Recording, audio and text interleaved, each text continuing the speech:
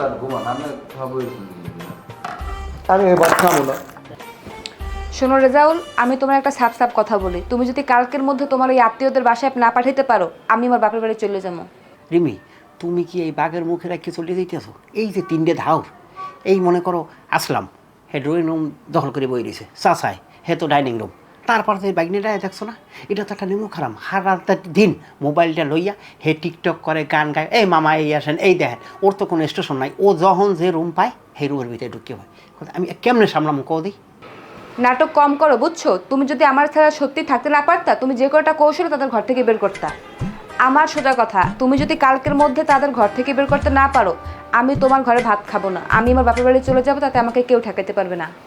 এটা তুমি কেমন কথা কইলা? তুমি এই ঘরে কোনো চলে গেলে আমি কি যাই একলা থাকবো? আমি কি একলা থাকতে পারি? আমার সোজা কথা, তুমি যদি কালকের মধ্যে তোমার ওই আত্মীয়দের আমার ঘর থেকে বের করতে না পারো, আমি আমার বাপের বাড়ি চলে যাবো। না, আমি তো একটা মহা সমস্যার ভিতরে পড়ছি। কোন দেবদা ঘরের ভিতরে আইয়া আশ্রয় নেলে? না, আমার বউ ওখানে চলিয়ে দিবে আর আমি এই ঘরে বই থাকবো আর ওগো খাওয়াবো। আমার একটা বুদ্ধি বাই করতে হবে, দেখি কী করা যায়। আমার মানুমাই বাড়ি, তুমি যাও যাও আমি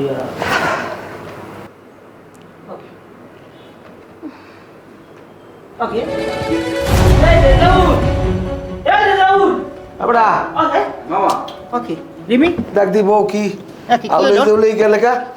শরীর তো ঠান্ডা হয়ে গেছে। কি হয়েছে? দেখেন তো ও তো নিঃশ্বাস হতো নাই না। হ্যাঁ হ্যাঁ একই।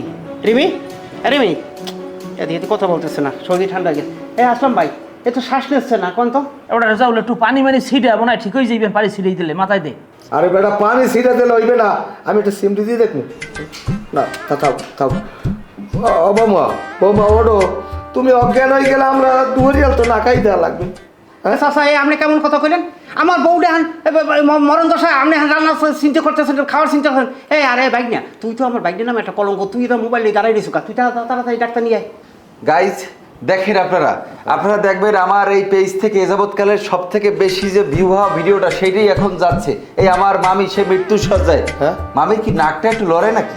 যদি জিব্রাটা বাইর করে দিতে পারতে বুঝছেন না না, তাহলে কিন্তু বিষয়টা চমৎকার হইতে নাকি, বিষয়টা মানুষ দেখি ভাড়াই ফেলাইতো, শেয়ার দিকে ভাড়াই ফেলাইতো।